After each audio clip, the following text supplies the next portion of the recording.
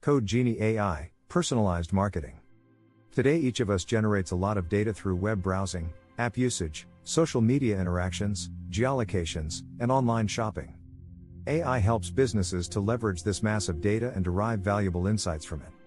Businesses can then use it to deliver personalized content to consumers, including product recommendations or custom browsing experiences.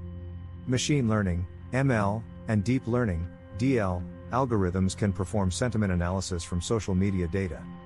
With sentiment analysis, ML and DL incorporate various techniques such as natural language processing, NLP, text analysis, and computational linguistics to systematically identify, extract, and study whether particular information is positive, neutral, or negative.